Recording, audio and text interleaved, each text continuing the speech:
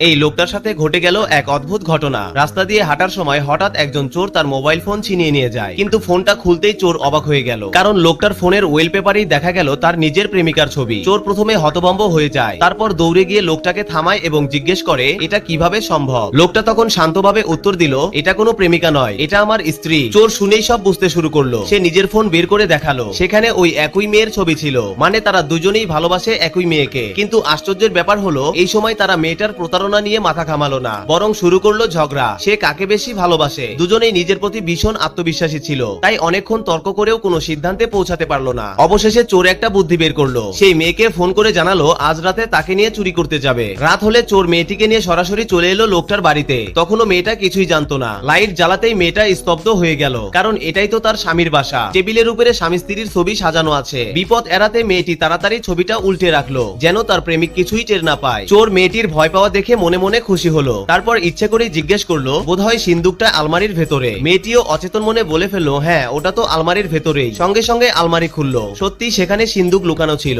সে অবাক হয়ে জিজ্ঞেস করলো তুমি এটা কিভাবে জানলে? কিন্তু মেয়েটি তখনও বুঝলো না আসলে প্রেমিক ইচ্ছে করেই ফাঁদ পেতেছে। দুজনে যখন টাকা গুনছে হঠাৎ দরজা খোলার শব্দ শোনা গেল। মেয়েটি দ্রুত প্রেমিকাকে লুকাতে বলল। স্বামী ঘরে ঢুকতেই মেয়েটি অভিনয় করে চিৎকার করে বলল বাড়িতে চোর ঢুকেছে। স্বামীও কিছু না জানার অভিনয় করে জিজ্ঞেস করলো তাহলে এখন কি করব? মেয়েটি তখন বলল তুমি তাড়াতাড়ি পুলিশে খবর দাও। কিন্তু হঠাৎ দুইজন পুরুষ একসাথে সামনে দাঁড়িয়ে গেল। তখন মেয়েটি বুঝলো সে ধরা পড়ে গেছে। আসলে সব আগে থেকেই ঠিক করা ছিল। তার স্বামী আর চোর মিলে একটা নাটক সাজিয়েছিল যাতে ধরা পড়ে মেয়েটির আসল চরিত্র। কারণ মেয়েটি কাউকেই সত্যিকারের ভালোবাসে না। কখনো প্রেমিককে দিয়ে স্বামীর জিনিস চুরি করাতো, আবার বিপদ এলে স্বামীর সঙ্গে মিলে প্রেমিককে ফাঁসাতো। শেষ পর্যন্ত স্পষ্ট হয়ে গেল এই মেয়েটি শুধু একজন ধূর্ত প্রতারক। সে আসলে কারোর প্রতি সত্যিকারের অনুভূতি রাখে না।